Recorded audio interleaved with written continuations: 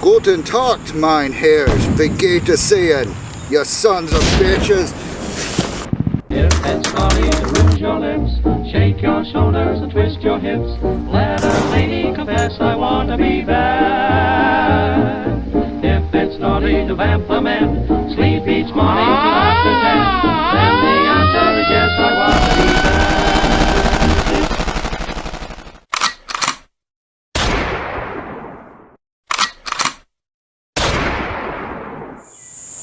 Hey all you guys and dolls, Two Guns Drake here.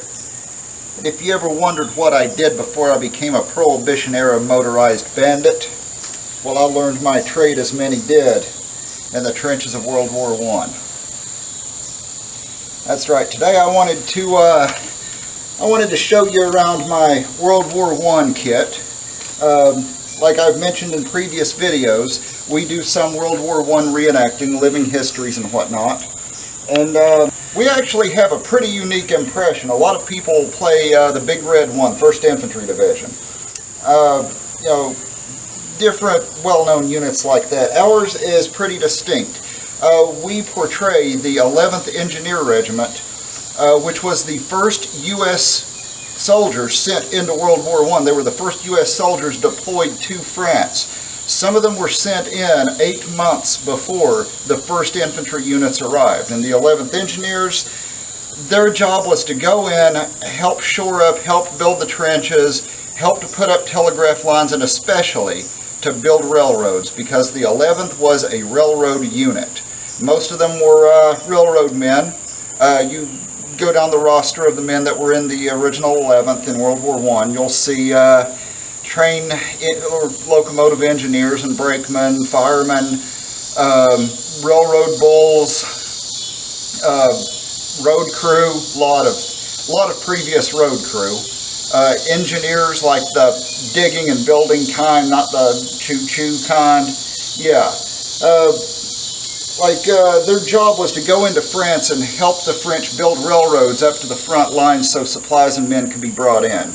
Now, the earliest battles that they fought in the Great War were when they were in the process of helping to establish this infrastructure, and the Germans would hit the trenches sometimes at night. And the 11th Engineers, they were not equipped for combat the way the later infantry units that came into France would have been. Like I said, they were sent in to help with the infrastructure, but oh, did they defend themselves. You know, Germans making the mistake of jumping down into a trench expecting a bunch of British to, oh, I say, old chap, don't shoot. No, they were jumping down into trenches with a bunch of very pissed off Americans with sledgehammers and pickaxes, so you can imagine how that ended for the Jerrys. So, I wanted to go over some of my kit and explain what everything is. I guess we'll start off with the cover here. This is a British pattern Brodie helmet. These were issued to American troops in the very start of the First World War. They made a bunch of different patterns of these, the British and the United States, but they were all pretty much the same. But this is the early British pattern. You see it's been decorated with a little trench art here. That's my squad. And you notice my uniform is a little different than what you might see in some World War I movies or pictures. It actually is. This is the model 1912 summer weight tunic and the 1912 summer weight breeches. They're actually made out of a cotton material, much like a cotton duck. And this was the uniform that was designed for tropical wear or summer wear for the U.S. military long before World War I. And at the start of the war, they had designed the 1917 uniform, but there was some troops in the very early stages that they were either National Guard troops or the early engineer units. They wouldn't have had enough uniforms to go around. So you got a nice little plethora of different uniform and uniform components that went overseas in the start. Mine, like I said, is 1912, and I got my rank over here. This is or isn't historically accurate, actually having a unit patch. They didn't do that a lot in World War I, mainly due to the fact that their uniforms would be washed in bulk. Everybody would take their uniforms, they'd throw them all in a pile, they'd wash them, and then just hand them back out. So, I mean, there's stories where people didn't even put their rank insignia on their uniforms except for their overcoats. Moving along, I'm wearing, if you can see them, I'm wearing mounted service boots. Now these wouldn't have been standard issue for an NCO in the engineers or infantry, but they could have very well been private purchase, and there were engineers that worked around railroads and mining and things like that that did private purchase taller boots and leather spats because it offered better protection. Gear, I'm wearing the 1910 US pistol belt, 1911 mag pouch. On my right side you see the standard 1911 holster. It remained unchanged from just before World War I until Vietnam. I mean, it was the same leather flap holster. This is an earlier design in a brown leather, to be period accurate.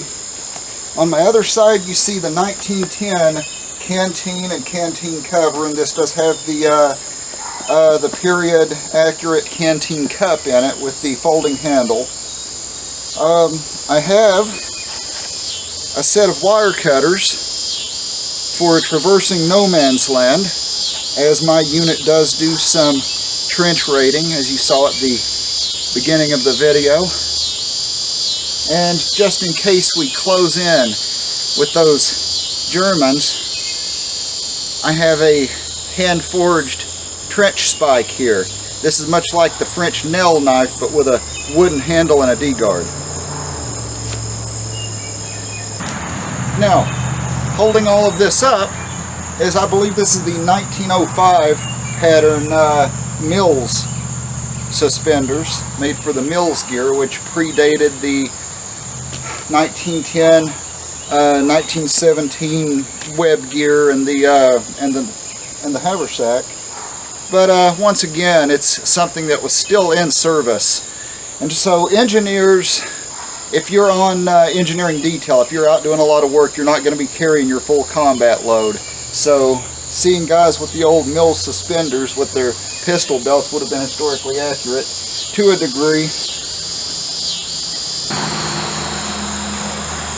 Now, something else you saw in the cinematic intro to this video was my black bandana. These were not standard issue to the U.S. military, but a lot of guys back then, and I mean, men throughout the centuries have carried bandanas and neckerchiefs to wipe their sweat off, or, you know, bandage up a wound, wipe their plates down, and, you know, wear over their noses when they're doing things like robbing banks or raiding enemy trenches. So, got my black bandana here.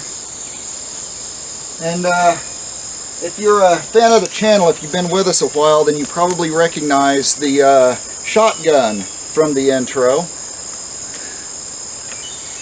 This is my Winchester Model 12 trench gun. Yeah, I'm not carrying a 1897, I'm carrying a Model 12. About 700 of these were used in World War I. And yeah, I'm one of the 700 guys that got one, so what? I mean, it's better than the 1897, because every time you run the slide, you're not barking the hide off the top of your thumb. You know what I'm saying? I'm using the same bayonet that was used on the Springfield 03s and the Enfield rifles that American soldiers used in the First World War, which is period correct for this heat shield bayonet lug. They also use them on the 97s. So yeah, now that I'm roasting out here in the southern heat wearing this, you know, I think I've covered just about everything I wear for my World War I impression. How about I get some of this gear out and do a little bit of further exploration into it indoors. Alright, you mugs. I got my gear laid out here on the floor so you can get a better look at it. You can see the 1910 web belt, the 1905 mil suspenders, and let's take a closer look at some of my gear that you might not have got before. You can see a close-up here of the 1911 magazine pouch. Now I'm going to have to get a new one because this one is a later variant and I need the early wars, so I'm going to get that one eventually here. I got my wire cutters for cutting barbed wire in no man's land in a handmade leather pouch. And here's the 1910 canteen and canteen pouch. Now I'll get the cup out here. And now you can see the canteen in the canteen cup that's used for like making coffee, boiling your soup, whatever. And here we have a little pouch that I made. It's made out of canvas and strapping from other period pouches. And I made this pouch specifically to carry my shotgun shells, my spare shotgun shells in. You see, it's just a little ditty pouch I made. And here we have the standard issue U.S. Army 1911 holster, the flap holster. It's decent quality leather. I get it open here, and you can see the my 1911. And notice the flat back strap. This isn't an A1. It's a close replica of a Colt government without, you know, $2,000 for a Colt government. It passes muster, you know.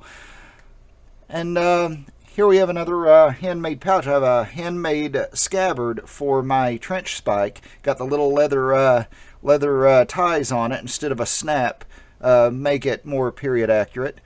And this is actually a pretty badass weapon, honestly, you guys.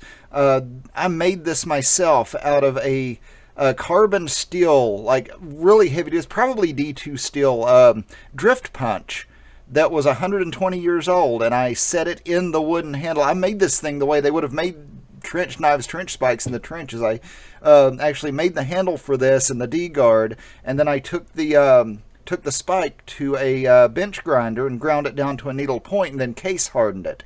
So yeah, it'd pretty well stab through anything. And there you have it. This is one of my loadouts. This is my trench raid loadout. I also have my regular engineering loadout. So if you want to see that, just let me know. And that about wraps it up, you guys. You can see some nice glamour shots of my trench raider get up here. And if you guys liked this, comment down below. Leave us a comment. Let us know if you want to see more of our historical military uniforms and equipment. Like I've said in previous videos, we've done reenacting from the Civil War up to World War I. And, I mean, we've done it for years, so we have a lot of uniforms and equipment we can show off. So if you like that, let us know down below. And if you're not subscribed already, go ahead and subscribe.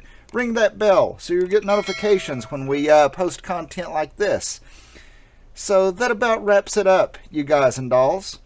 Until next time, so long and good night.